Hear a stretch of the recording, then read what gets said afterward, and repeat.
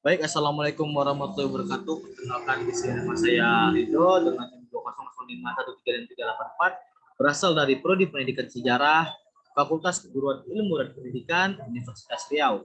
Nah, di sini saya akan sedikit membahas mengenai materi kita, yaitu Cina zaman dinasti dan juga Jepang pada masa kuno. Nah, langsung saja kita mulai ke materi kita pertama, yaitu Cina pada masa dinasti.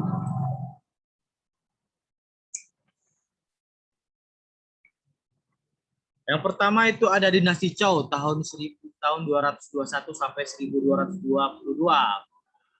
BC, yaitu pada tahun eh, dalam kalender Cina. Nah, dinasti Zhou yang lama masa pemerintahannya dalam sejarah Cina dapat dibagi menjadi dua bagian, yaitu Zhou Barat dan juga Zhou Timur. Orang-orang Zhou Barat semula bertempat tinggal di lembah Sungai Wei yang terletak di antara Shanxi dan Gansu. Pada masa mereka dipimpin oleh Pangeran Hanfu, mereka mengadakan migrasi dan menetap di lembah Sungai Chouyuan. Di daerah ini mereka bercampur dengan suku-suku lainnya yang secara keseluruhan kemudian disebut dengan orang-orang Hu. Nah, lanjut kita pada masa dinasti Qin dan dinasti Han. Yang pertama adalah dinasti Qin, yaitu tahun 207 sampai 221 dalam kalender Cina. Dalam waktu 30 tahun setelah dinasti Zhou berakhir, negara vassal Qin telah berhasil menaklukkan negara vassal yang lain di bawah pimpinan Cheng menggunakan gelar Xinhuang. Baik, ini lanjut kita masa dinasti Tang dan juga di masa dinasti Song, yaitu dinasti Tang terjadi pada tahun 618 sampai 960. Masa dinasti Tang merupakan masa yang paling gemilang juga dalam sejarah Cina. Pendiri dinasti Tang ini adalah Li Yuan. Setelah ia naik tahta bergelar Tang Kaozu pada tahun 1618 sampai 627, setelah ia meninggal kemudian digantikan oleh putranya Li Xinmin dengan gelar Tang Taizu.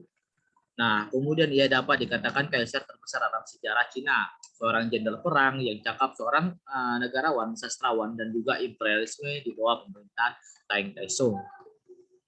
Nah, kemudian Cina menjadi suatu kerajaan yang lebih megah daripada Han. Selain sebagai seorang kaisar yang cakap dan bijaksana, Tai Tangsung terkenal sebagai seorang pencipta kesuteraan. Umumnya zaman Tang sering disebut sebagai zaman berkembangnya kesuteraan.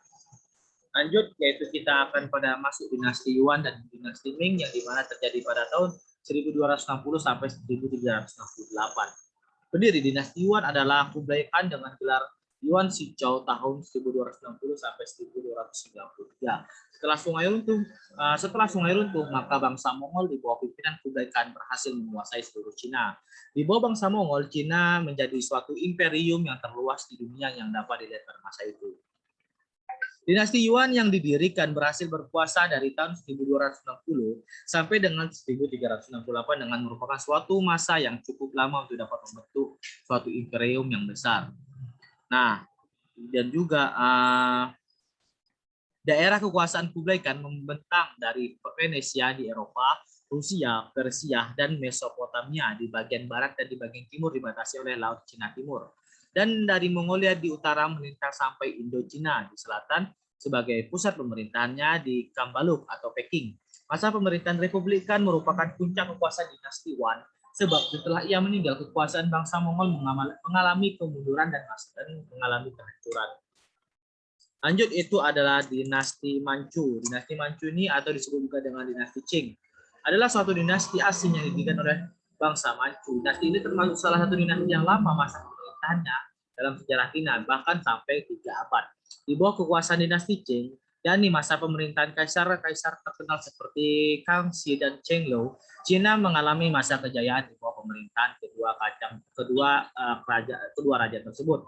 Wilayah kekuasaan Cina juga sangat luas, yaitu meliputi seluruh wilayah Cina dalam dan Cina luar.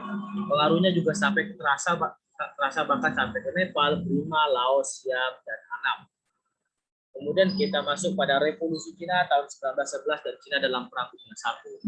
Revolusi Cina tahun 1911, yaitu Revolusi Cina ini didatangkan oleh adanya kekacauan di Cina yang terwujud dalam perang dan akhirnya dengan perjanjian yang banyak merugikan pihak Cina. Semakin menyadarkan bahwa meluasnya pengaruh bangsa-bangsa asing atau barat yang sangat membahayakan Cina. Oleh karena itu, tim kesadaran bangsa Cina untuk melakukan perubahan atau munculnya nasionalisme pada diri sehingga terjadilah revolusi Cina pada tahun 1911. Nah, lanjut kita materi kedua yaitu Jepang pada masa dinasti pada masa kuno yaitu masa Keshogunan. Permulaan kekuasaan shogun di muka telah diterangkan bahwa negara Jepang berdiri kira-kira pada tahun 660 sebelum Masehi. Suku Yamato yang menyembah kultus Amaterasu Omikami merupakan suku yang paling berkuasa di Jepang pada masa kuno. Salah seorang dari suku Yamato ialah Jimmu, merupakan kaisar yang pertama di Jepang atau Jimmu Temo. Semua kaisar Jepang menganggap dirinya keturunan Amaterasu Omikami. Oleh karena itu, kaisar sebagai penguasa tertinggi dalam suatu negara tidak boleh dikecam sebagai kekuasaan kaisar adalah suci dan tidak dapat diganggu. Kemudian kita masuk pada Meiji Restorasi. Masa restorasi seperti telah diketahui bahwa pada tanggal 8 November 1867 Shogun terakhir meletakkan jabatan dan menyerahkan kekuasaan kepada kaisar. 8 bulan sebelum Shogun terakhir meletakkan jabatan, Kaisar Komiye meninggal dunia pada tahun 3 Februari 1867. Sebagai penggantinya ialah Mutsuhito, yang pada penyerahan kembali kekuasaan baru berumur 14 tahun. Masa pemerintahnya dikenal dengan nama Kaisar Meiji. Secara resmi Mutsuhito memegang pemerintahan dari tanggal 25 Januari 1868 sampai dengan tanggal 30 Juli 1912. Kemudian Jepang muncul sebagai negara imperialis. Adapun faktor yang mendukung atau yang mendorong munculnya Jepang sebagai negara imperialis itu, yang pertama adanya perkembangan Jepang dalam segala bidang, mengakibatkan berlipat gandanya pertambahan penduduk pada tahun 1872. Kemudian yang kedua adanya perkembangan industri yang begitu pesat. Kemudian yang ketiga adanya restriksi atau pembatasan imigran Jepang yang dilakukan oleh negara-negara Barat. Negara-negara Barat tidak mau menerima imigran bangsa Jepang. Hal ini menimbulkan reaksi Jepang berupa imperialis. Kemudian yang terakhir itu adanya pengaruh ajaran Shinto tentang hak Wanchu, dunia sebagai keluarga, di mana Jepang terpanggil untuk memimpin bangsa-bangsa di dunia atau Asia Pasifik. Dengan kata lain dapat dikatakan bahwa Jepang sebagai pelopor Pan-Asia maka sekaligus menjadi pemimpin ambisi imperialisme melibatkan Jepang dalam peperangan dan setiap peperangan Jepang selalu mendapatkan kemenangan. Nah, itu saja mungkin materi yang dapat saya sampaikan yaitu Cina di masa dinasti dan juga Jepang pada masa kuno. Saya Ridho undur diri, wabillahi taufiq wal hidayah. Wassalamualaikum warahmatullahi wabarakatuh.